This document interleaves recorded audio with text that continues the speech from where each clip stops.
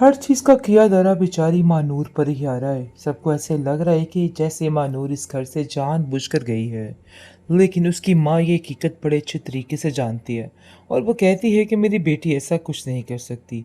देखो ज़ैन, तुम ही कुछ करो क्योंकि मुझे ऐसा लगता है उसके साथ कुछ बहुत गलत हो गया है।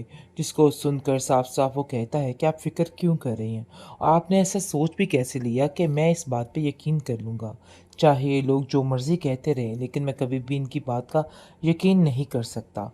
आपको बिला वजह परेशान होने की कोई ज़रूरत नहीं है। मैं आपके साथ था और साथ हूँ, इसलिए इन बातों की टेंशन ना लें। लेकिन जी आप देखेंगे कि महविश इस बात को लेके काफ़ी गुस्सा करती है और कहती है कि आखिर तुम नूर के बारे में इतना कुछ कैसे जानते हो? उसकी इतनी सफाई पेश कैसे कर सकते हो? वो लड़की इस काबिल नहीं है कि उस पे यकीन किया जाए। इस पर उसकी माँ कहती है कि बेटा देखो, इस बात का तो मुझे यकीन है कि उसने कुछ गलत नहीं किया होगा। ज़रूर वो किसी मुसीबत, किसी मुश्किल में है जिसकी वजह से आज वो मेरे पास नहीं है। मेरी बेटी ऐसी हरकत नहीं कर सकती। वो इन हालातों से अच्छे तरीके से वाकिफ़ थी कि उसके साथ, उसकी माँ के साथ इसके बाद क्या होगा। लेकिन जी आप देखेंगे कि महानूर की इन सारी चीज़ों को सब नज़रअंदाज कर रहे हैं और आज आकर सिर्फ़ और सिर्फ़ उसको ज़लील करने की कोशिश कर रहे हैं। बहुत ज़्यादा गुस्से में आ जाती है महविश और कहती है कि नहीं, आप लोगों को मेरी बात माननी ही होगी क्योंकि ये सब कुछ करने वाली सिर्फ़ और सिर्फ़ वही है और उसने जानबूझकर कि ऐसे किया है ताकि आप लोगों को ज़लील और रुसवा किया जा सके। लेकिन ज़ैन भी अपने दिल से वादा कर लेता है और कहता है कि चाहे जो मर्ज़ी हो जाए, वो महानूर को ढूँढ कर ही निकालेगा। अब उसे कोई फ़र्क नहीं पड़ता उसके बारे में कोई भी कुछ सोचता है क्योंकि वो जान चुका है कि मनूर को बचाना उसका ही मकसद है। लेकिन जी आप देखेंगे कि उसका बाप जो है महविश का, वो कहता है कि मुझे तो समझ नहीं आ रही है कि आखिर वो लड़की गई तो गई कहाँ? उसको शक अपने बेटे पे होता है और वो साफ-साफ कह देता है कि देखो, अगर तुम इन मामलात में निकले ना तो मैं तुम्हें कभी माफ़ नहीं करूँगा। क्योंकि वो जान ही नहीं सकता कि ये सब कुछ करने वाली महविश भी हो सकती है। महविश का अंधा एतबार जो है उसको बिल्कुल पागल कर रहा है। लेकिन जी आप देखेंगे कि साफ-साफ वो वार्न कर देता है अपने बेटे को और कहता है कि अगर कुछ ऐसा किया हुआ तो मैं सारी ज़िंदगी तुम्हें माफ़ नहीं करूँगा। सारी ज़िंदगी जेल की सलाखों के पीछे रहोगे। जिसको सुनकर वो कहता है कि आखिर आप कैसी बातें कर रहे हैं? हर चीज़ का इल्ज़ाम मेरे ऊपर क्यों डाल दिया जाता है? क्यों बार-बार मुझे ये बताया जाता है कि मैं ही गलत हूँ? जिस पर उसकी माँ कहती है कि मुझे तो समझ नहीं आ रही कि आप अपनी बेटी को कुछ क्यों नहीं कहते। आप जानते तो हैं कि वो मानूर से किस कदर हसद और जलन करती है, जिसकी वजह से वो उसके साथ कुछ भी करवा सकती है। तो इसलिए बेहतर यही है कि दानिश को छोड़कर ज़रा अपनी बेटी महविश पे भी ध्यान दिया जाए। कहीं ऐसा ना हो कि उसी ने ही ये सारी गेम चलवाई हो, क्योंकि मुझे पता है कि दानिश ये सब कुछ नहीं कर सकता और ना ही वो ऐसा कुछ करेगा। लेकिन इस बात का यकीन है उसको कि अब जाकर जो कुछ होगा बहुत बेहतर होगा। लेकिन ज़ैन इस चीज़ का वादा कर लेता है और कहता है कि अगर वो ना मिली तो मैं कुछ भी नहीं करूँगा, मतलब ये अपनी ज़िंदगी को आगे बढ़ावा नहीं दूँगा। बस हर चीज़ यहाँ की यहाँ ही सिमट जाएगी।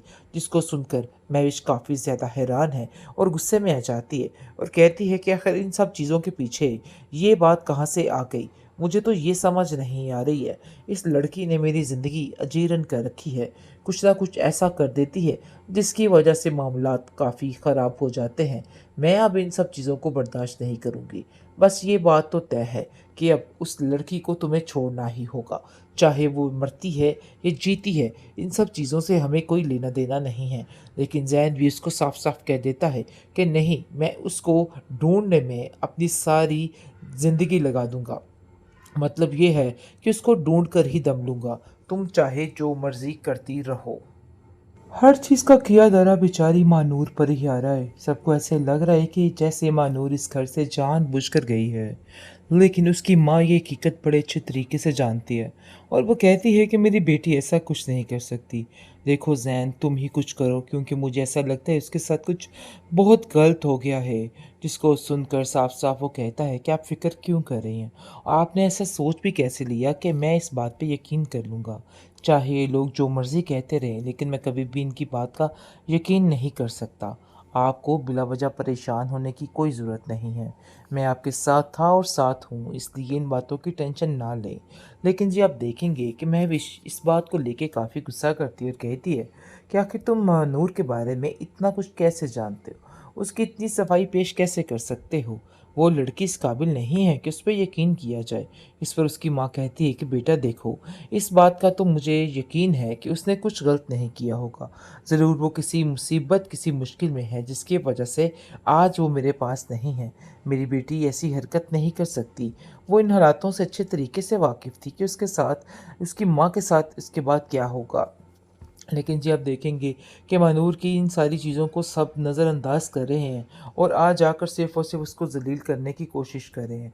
बहुत ज़्यादा गुस्से में आ जाती है और महविश और कहती है कि नहीं, आप लोगों को मेरी बात माननी ही होगी, क्योंकि ये सब कुछ करने वाली सिर्फ़ और सिर्फ़ वही है और उसने जानबूझकर ये ऐसे किया है ताकि आप लोगों को ज़लील और रुस्वा किया जा सके। लेकिन ज़ैन भी अपने दिल से वादा कर लेता है और कहता है कि चाहे जो मर्ज़ी हो जाए, वो महानूर को ढूँढ कर ही निकालेगा। अब उसे कोई फ़र्क नहीं पड़ता उसके बारे में कोई भी कुछ सोचता है, क्योंकि वो जान चुका है कि मनूर को बचाना उसका ही मकसद है। लेकिन जी आप देखेंगे कि उसका बाप जो है महविश का, वो कहता है कि मुझे तो समझ नहीं आ रही है कि आखिर वो लड़की गई तो गई कहाँ? उसको शक अपने बेटे पे होता है और वो साफ-साफ कह देता है कि देखो, अगर तुम इन मामलात में निकले ना, तो मैं तुम्हें कभी माफ़ नहीं करूँगा। क्योंकि वो जान ही नहीं सकता कि ये सब कुछ करने वाली महविश भी हो सकती है। महविश का अंधा एतबार जो है उसको बिल्कुल पागल कर रहा है। लेकिन जी आप देखेंगे कि साफ-साफ वो वार्न कर देता है अपने बेटे को और कहता है कि अगर कुछ ऐसा किया हुआ तो मैं सारी ज़िंदगी तुम्हें माफ़ नहीं करूँगा। सारी ज़िंदगी जेल की सलाखों के पीछे रहोगे। जिसको सुनकर वो कहता है कि आखिर आप कैसी बातें कर रहे हैं?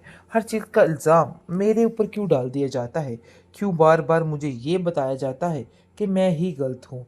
जिस पर उसकी माँ कहती है कि मुझे तो समझ नहीं आ रही कि आप अपनी बेटी को कुछ क्यों नहीं कहते। आप जानते तो हैं कि वो मानूर से किस कदर हसद और जलन करती है, जिसकी वजह से वो उसके साथ कुछ भी करवा सकती है। तो इसलिए बेहतर यही है कि दानिश को छोड़कर ज़रा अपनी बेटी महविश पे भी ध्यान दिया जाए। कहीं ऐसा ना हो कि उसी ने ही ये सारी गेम चलवाई हो, क्योंकि मुझे पता है कि दानिश ये सब कुछ नहीं कर सकता और ना ही वो ऐसा कुछ करेगा। लेकिन इस बात का यकीन है उसको कि अब जाकर जो कुछ होगा बहुत बेहतर होगा।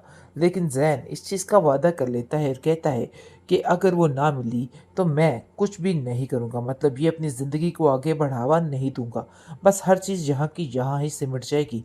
जिसको सुनकर महविश काफ़ी ज़्यादा हैरान है और गुस्से में आ जाती है और कहती है कि आखिर इन सब चीज़ों के पीछे ये बात कहाँ से आ गई? मुझे तो ये समझ नहीं आ रही है। इस लड़की ने मेरी ज़िंदगी अजीरन कर रखी है।